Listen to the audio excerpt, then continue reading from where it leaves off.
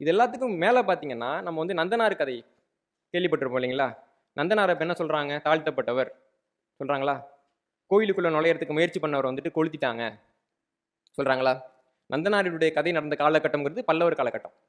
பல்லவர் காலகட்டத்தில் தமிழ்நாட்டில் தீண்டாமை இருந்ததுன்றதுக்கே ஆதாரம் கிடையாது. இவங்களே என்ன சொல்லுவாங்க? சோழர்கள் தான் தீண்டாமை கொண்டு வந்தாங்கம்பாங்க.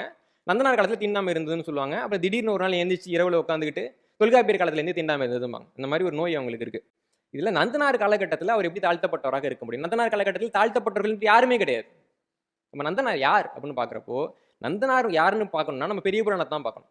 இப்ப இருக்கக்கூடிய இந்த இந்த கம்யூனிஸ்டுகளும் இப்ப இது இருக்கக்கூடிய இயக்கங்களும் தூக்கி வைத்திருக்கக்கூடிய இப்ப இருக்கிற நந்தனார் கதை இருக்குல்ல, அது கம்யூனிசத்தை பரப்புவதற்காக எழுதப்பட்ட ஒரு கதை. இந்த கதையில பாத்தீங்கன்னா நந்தனாருங்கிறவர் வந்து ஒரு ஏழை தொழிலாளியா இருப்பாரு. நான் வந்துட்டு சாமியை பார்க்க போறேன்னு போயிட்டு கேட்பாரு. அவர் முதலாளி வந்து அவரை விட மாட்டேன்னு சொல்லுவாரு. அவர் முதலாளி ஒரு நாள் விடுறப்போ அவர் போவாரு, கோயிலுக்குள்ள விடலன்னு சொல்லி கொளுத்திடுவாங்க இல்லையா? இது வந்து பின்னாடி வந்து எழுதப்பட்ட ஒரு கதை. பெரிய புராணத்துல இந்த கதை கிடையாது. பெரிய புராணத்தில் இருக்கக்கூடிய நந்தனார் வந்துட்டு கோவில்ல புறத்தொண்டராக இருந்தார் என்று குறிப்பிருக்கிறது. சொந்தமாக விவசாயம் செய்யக்கூடிய நிலம் வைத்திருந்தார் என்று குறிப்பிருக்கிறது. எல்லாவற்றுக்கும் மேலாக அவர் புலையர் என்ற சாதியை சேர்ந்தவர் என்ற தெளிவான குறிப்பு இருக்கிறது. ஏன்னா அவர் இருந்த இடத்துக்கே பார்த்தீங்கன்னா புலைப்பாடி அப்படின்னு தான் பேரு. அங்க இருந்தவங்க வந்து புலையர் புலைச்சியர் என்று தான் எழுதுகிறார். பெரிய புராணத்தில் எழுதுறாங்க. அப்ப யார் இந்த புலையர் அப்படின்னு நான் எடுத்து பார்க்கிறேன். பார்க்கிறப்போ சங்க இலக்கியத்துல வேலன் வெறியாட்டம் படிச்சிருக்கீங்களா? வேலன் வெறியாட்டம் யார் ஆடுவா?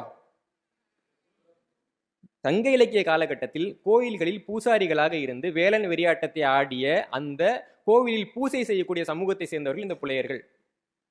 பின்னாடி வந்துட்டு பல்லவர் காலகட்டத்தில் பிராமண ஆதிக்கம்லாம் வர்றப்போ இவங்களுக்கு அவங்களுக்கு ஒரு போட்டி மாதிரி நடக்குது. நம்ம தோத்துட்டா நம்ம கேரளாவுக்கு போயிடணுங்கிற மாதிரியான ஒரு கட்டளை. என்ன நடக்குதுன்னா பல்லவர் காலம் இப்பயும் பார்த்தீங்கன்னா தமிழ்நாட்டில் ஒரு 30,000 பேர் தான் புலையர் இருப்பாங்க. கேரளாவில் தான் லட்சக்கணக்கில் இருக்கிறாங்க. ஏன்னா கேரளாவுக்கு போயிட்டாங்க.